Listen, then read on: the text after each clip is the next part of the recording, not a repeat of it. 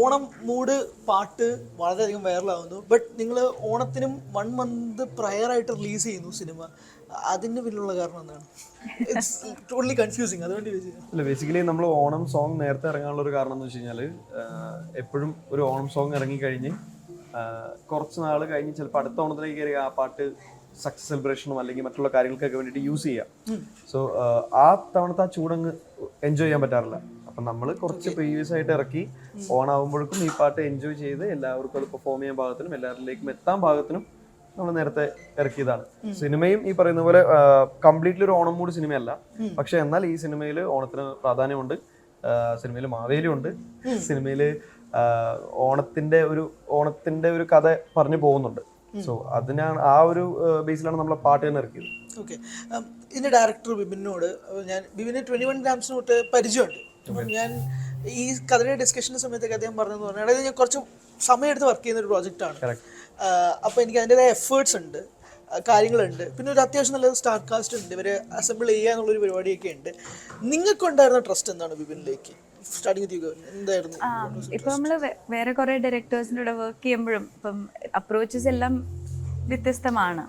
പക്ഷെ എനിക്ക് ബിബിനിൽ നോട്ടീസ് ചെയ്ത കാര്യം എന്താന്ന് വെച്ചാല് പുള്ളി ഭയങ്കര എന്താ പറയാ പോസിറ്റീവാ.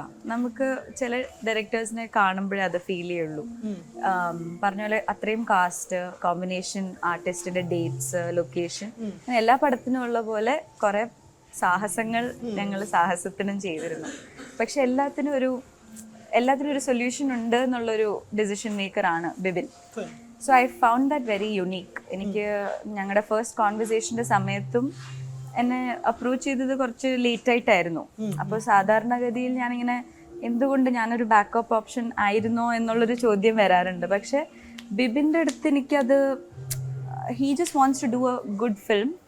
പുള്ളി എക്സ്പെക്ട് ചെയ്യാത്ത കുറച്ച് സംഭവങ്ങൾ വന്നുകൊണ്ടുള്ള ഒരു മിക്സപ്പ് ആയിരുന്നു എന്നൊക്കെ എനിക്ക് തോന്നി. So somewhere I feel like and he's A techie. എപ്പോഴും വർക്ക് ഫുൾ ടൈം ഒരു 9 to 5 ജോബ് ചെയ്യുന്ന ഒരാളാണ്. പ്ലസ് സിനിമ എന്ന് പറയുന്നത് തന്നെ അത്രയും ഡിമാൻഡിങ് അറിയാലോ. അപ്പൊ അത്രയും പാഷൻ ഉണ്ടെങ്കിൽ മാത്രമല്ലേ ഒരാൾ അത് ചെയ്യുള്ളൂ. ആൻഡ് 21 grams എന്ന് പറഞ്ഞൊരു സിനിമയിൽ പുള്ളി ഓൾറെഡി പ്രൂവ് ചെയ്തു കേപ്പബിലിറ്റീസ്. സോ ദിസ് ഫിലിം ഒരു സെലിബ്രേഷൻ റൈറ്റ് ആയിരിക്കും.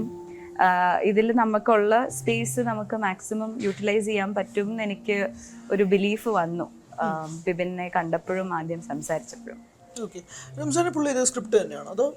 തീർച്ചയായിട്ടും ബിബിൻ ചേട്ടന് ചിലപ്പോൾ ഓഡിയൻസിന് ഒരു പുതിയ ഡയറക്ടർ ആയിരിക്കാം, ആകെ ഒരു പടം ചെയ്തിട്ടുള്ള ഒരു വ്യക്തിയായിരിക്കാം. പക്ഷെ എന്നെ സംബന്ധിച്ച് പുള്ളി ചെയ്ത സിനിമ അത്രയും സ്മാർട്ട് ആയിട്ടുള്ള ഒരു പടമാണ് 21 grams എന്ന് പറഞ്ഞിട്ട്. സോ ഞാൻ സ്ക്രിപ്റ്റ് കേൾക്കാൻ പോകുന്നതിന് മുന്നേയും ഞാൻ എൻ്റെ മനസ്സിൽ ഓർപ്പിച്ച കാര്യം ഓക്കെ നമ്മൾ ഇപ്പോൾ കാണാൻ പോകുന്ന 21 grams ഡയറക്ടറിനാണ്, അല്ലാതെ പുതിയൊരു ഡയറക്ടറിനല്ല. ചിലപ്പോൾ ഓഡിയൻസിന് അത്ര എസ്റ്റാബ്ലിഷ്ഡ് ആയിരിക്കില്ല ബിബിൻ കൃഷ്ണ, പക്ഷെ അത് ഈ സിനിമയിലൂടെ ഓഡിയൻസിലേക്ക് എത്തും എന്നാണ് എൻ്റെ പ്രതീക്ഷ. അതിനുള്ള സ്ക്രിപ്റ്റും അതിന്റെ പ്രീ വർക്കും എല്ലാം ബിബിൻ ചേട്ടൻ അതിനുവേണ്ടി ചെയ്തിട്ടുണ്ട്. സോ സ്ക്രിപ്റ്റും ഡയറക്ടറിനോടുള്ള ട്രസ്റ്റും കൂടിയാണ് ഞാൻ ഈ സിനിമയിലേക്ക് എത്താൻ കാരണം.